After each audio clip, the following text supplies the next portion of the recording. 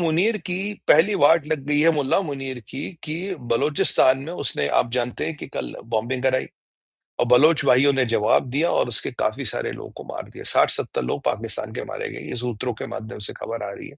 पाकिस्तान 20-30 तो खुद मानता है और बलोचिस्तान लगभग लगभग आजाद हो गया है। पीओजे के क्या प्रोटेस्ट आज लंदन में, ब्रसल्स में, यूरोप की स्ट्रीटों पे दिखा। वो कह रहे हैं हमें पाकिस्तान में नहीं रहना, पीओजे के इनसे कंट्रोल नहीं हो रहा और आर्मी इसकी कुछ कर नहीं पा रही।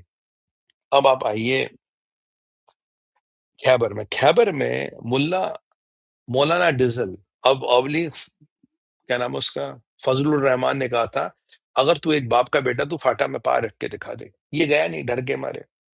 मौलाना डिजल को लग रहा कि यार कहानी हो गई खत्म। क्यों कहानी खत्म हो गई? अमेरिका का एक स्टेटमेंट आया, पाकिस्तानियों का एक स्टेटमेंट आया, पता नहीं किस बेवकूफ ने दे दिया, कहता कि अमेरिका के साथ कोई डील नहीं हो रही हमारी।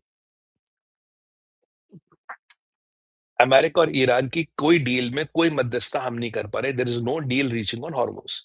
क्योंकि मैंने आपको पहले कहा था कि पाकिस्तान की औकात नहीं है, पाकिस्तान कुछ नहीं कर रहा, there is wasting the time. They just want to be in the limelight. Limelight में रहेंगे, इंटरनेशनल मीडिया करेगा, हाँ हाँ, लाहौर रिचूरल भेज देंगे, हाँ जी बहुत बड़ा काम कर रहे हैं।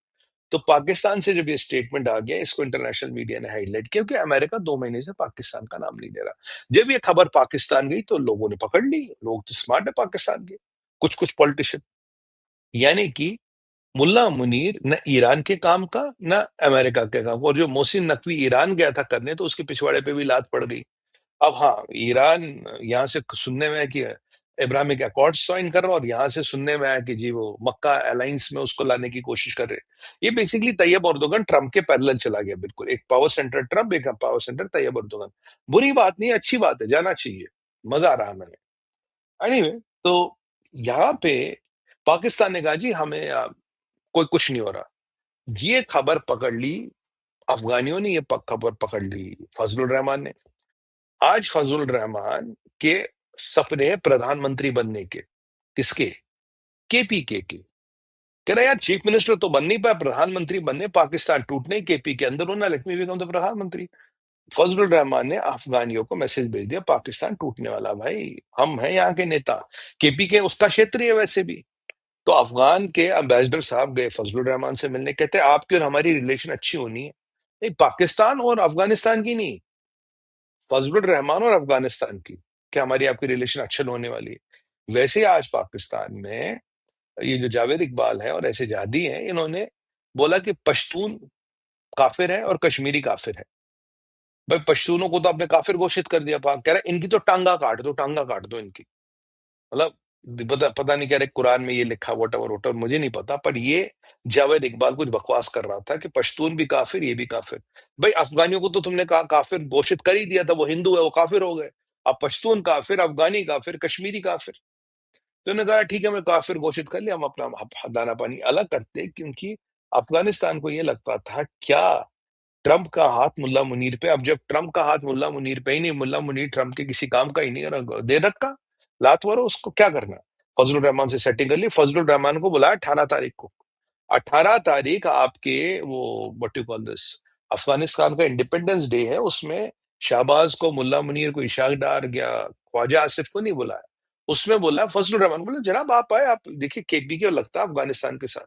जब केपी के आजाद होगा तो अफगानिस्तान उसका नेक्स्ट डोर नेबर होगा, और भारत को भी अच्छे रिलेशन चाहिए, रखने चाहिए बलूचिस्तान के साथ, केपीके के साथ। हमारे तो अफगानिस्तान से भी अच्छे रिलेशन है। तो बहुत जल्दी जल्दी ये होगा और हमारे फजलुर रहमान ऑब्लिक मौलाना डिजल वहां के प्रधानमंत्री बनेंगे।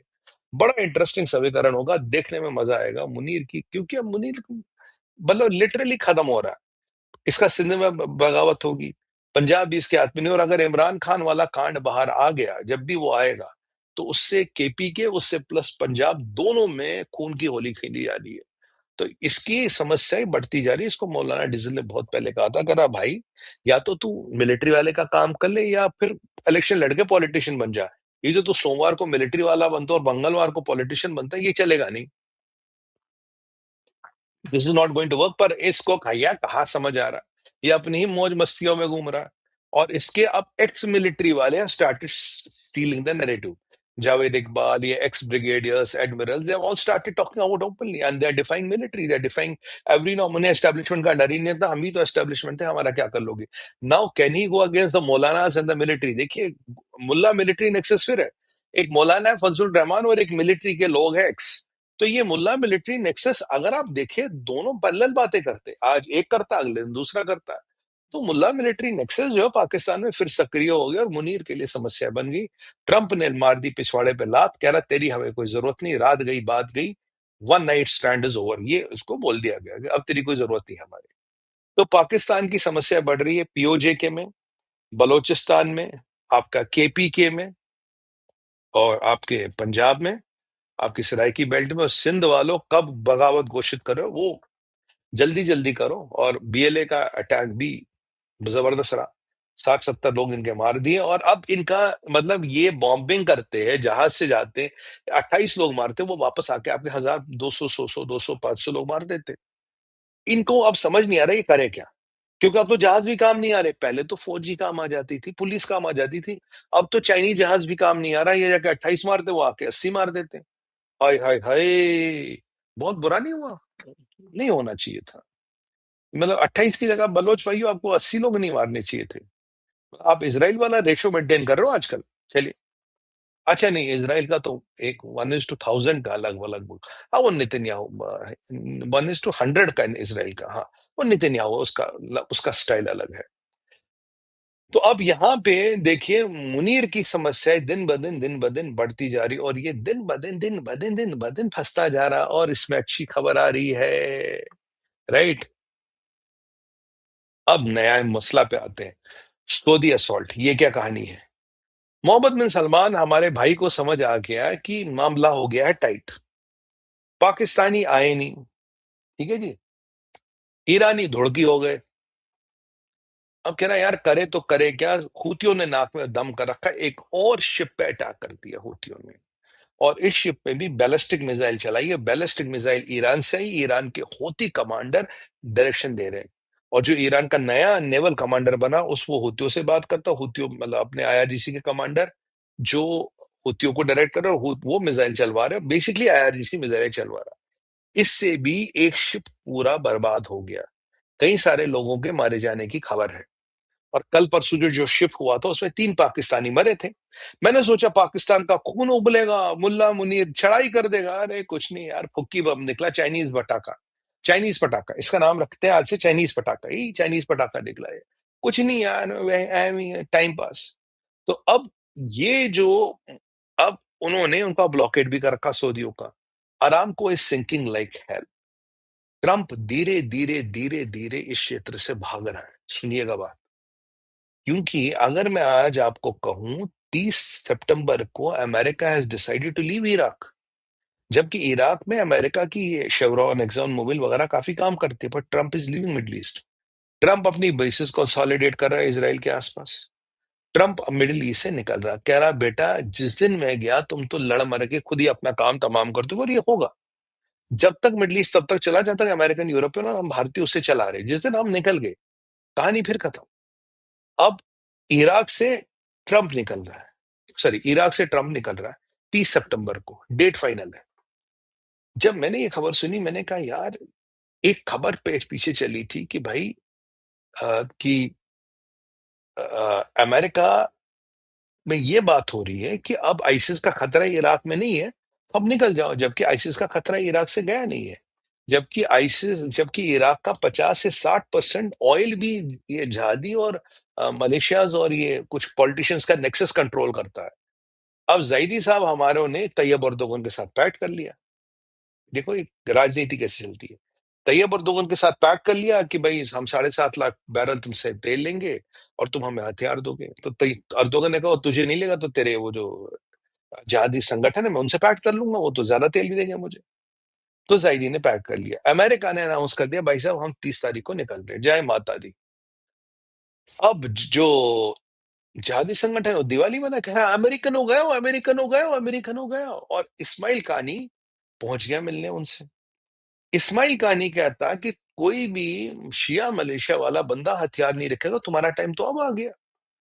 और यहाँ ज़ाइदी ने कहा अगर तुमने हथियार नहीं रखा तो मेरी फौज तुम पे हमला करेगी, मतलब शिया मिलिशियाज़ पे इराक की सेना। और इतने में अमेरिका ने पिछली गली से बोल दिया इंशाल्लाह 30 सितंबर को हम निकल रहे हैं। अब सोचिए प्लेयर कौन-कौन सा इराक में, ज़ाहिरी, शिया मलेशिया, कानी, तैयब अर्दोगन। 4 खिलाड़ी है और इनके बीच में कौन पिटता? कॉमन दुश्मन कौन था इनका? इनका कॉमन अमेरिकनो, अमेरिकनो। नहीं, अमेरिकनो कॉफी नहीं, अमेरिकन। ये कॉमन दुश्मन था। तो ट्रम्प ने कहा ਅਸੀਂ निकाल रहे थे 30 को और अल्टीमेटली शेवरॉन वेवरॉन सबको दुकान वहां बंद करनी पड़ेगी, वहां कुछ नहीं होगा। तो इराक में दुकान बंद होने वाली है। इराक में फिर तेरी कहानी याद आने वाली है और जो प्रोडक्शन वोडक्शन अभी हो रही है धीरे धीरे धीरे धीरे धीरे धीरे धीरे आगे उसका बर्बाद होना कि ट्रम्प को वेनेजुएला का तेल मिल तो गया, उससे दिक्कत क्या है? तो इराक में से जो भारत का भी तेल आता था वो भी हिलेगा। मैं पहले ही भारत सरकार से निवेदन कई प्लेटफॉर्म से कर चुका, let's delink our sub from Iraq. Iraq is not a stable supplier. तो Iraq will become a play for Kurds, Iraq will become a playground for Shia militia, Zaidi, Tayyip Erdogan और Ismail कानी। अगर जब इतने लोग शरीफ लोग यहाँ बैठेंगे तो आप खुद सोच सकते हैं वहां क्या क्या होगा। तो इराक की छुट्टी हो गई। तो मुझे लगता है इराक सद्दाम के अंडर शायद बेहतर था। और हम्म, अब हमारे मोहम्मद बिन सलमान साहब कह रहे हैं कि मैं यमन की गवर्नमेंट फौज को लेके, हाय हाय हाय हाय, सलमान साहब मक्का अलायंस क्यों कर दिया? ये आपके पाकिस्तानी और तुर्की वाले कहाँ गए? कहाँ भाग गए? अब आपको मक्का यमन की ग्राउंड फौज ही चाहिए थी तो नहीं ले ले। उनके साथ हम बहुत बड़ा असॉल्ट लॉन्च करेंगे हूथियों पे। अब सलमान साहब अकेले तो जाएंगे नहीं, यमन की फौज आएगी। अब यमन की फौज आएगी तो कानी ने कहा था भैया अगर यमन पे अटैक किया या मलेशिया तुम पे अटैक करेगा। अब ये पहले अमेरिकनों को फोन करता है, अमेरिकनों बचाओ। वो कह रहा हम तो 30 तारीख को निकल रहे भाई। और वहां कुर्दों की सी वैसी कटती है। तैयब अर्दोगन वहां खिलाड़ी है, सीरिया वाला जुलानी भी वहां खिलाड़ी है, उसका क्षेत्र है। जो वो अलकायदा में थी उसके क्षेत्र की बात है। तो भाई ऐसा मजा आ रहा, तो मतलब फैंटास्टिकली ब्रिविंग। मतलब मैं आपको बताऊं, ये वो कहते हैं ना, वो क्या कहते हैं वो, मिर्च मसाला वाला वहां वो तड़का बन रहा और जबरदस्त बन रहा है। इसीलिए जो आपके इजराइल का मंत्री है उसने कहा भैया सीरिया का और गाजा दोनों के फ्रंट खुल रहे क्योंकि जुलानी चुपचाप नहीं बैठने वाला। तो सीरिया और इराक में आपका फिर लफड़ा शुरू होगा। इस लफड़े में आईसिस के काफी फाइटर खाली घूम रहे हैं। They need a foothold. Don't be surprised. Date और टाइम के साथ नोट कर लो आज। Don't be surprised. 6 से 9 महीने में आईसिस का फुटप्रिंट आपको इराक में फिर दिखेगा। मैं आपको कह रहा हूँ ये इस्लामिक ममालिक तब तक शांत रहते हैं जब तक वहां अमेरिकनो रहता है। अमेरिकनो निकलो, लफड़ो शुरू। क्योंकि अमेरिका के डर से वहां पंगे नहीं होते, क्योंकि अमेरिका के दो मार दिए तो कल को ड्रोन भेज देंगे, कल को भेज देंगे F-35। अब वो निकल गए तो कोई बात नहीं, तू तू मुझे मार मैं तुझे मारू, कहानी चलती रहेगी। फिर तेरी कहानी याद आएगी। तो यहाँ ये समझिए, तो सऊदी अब कितना असॉल्ट करेगा मोहम्मद बिन सलमान, और उनका असॉल्ट कितना सक्सेसफुल रहेगा, और क्या वो हूथियों को कुछ बिगाड़ पाएंगे? अगर उन्होंने असॉल्ट किया तो ये जो रेबल्स है ये क्या करेंगे? शिया मलेशिया क्या करेगा? और गल्फ ऑफ एडन पे क्या होगा? सऊदी का अरामको डूब रहा है, he is losing 100 million barrels of oil 10 per month I believe, or week. 100 million of barrels per a month I believe, हाँ, 100 million barrels of oil week per week is losing. तो सऊदियों की हालत खराब है। तो मुझे ऐसा सॉल्ट में दम नहीं लग रहा। और आगे चलते हैं ताइवान पे।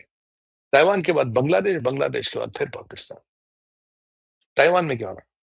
पुतिन साहब कोई बात नहीं, पहले पुतिन साहब से बात करें। पुतिन हमारे मित्र है भाई। देखो, पुतिन साहब ने फाइनली कह दिया, कहता है देखो भैया ऐसा है कि मुझे आर्टिफिशियल इंटेलिजेंस से डर लगता है, विच इज ओके।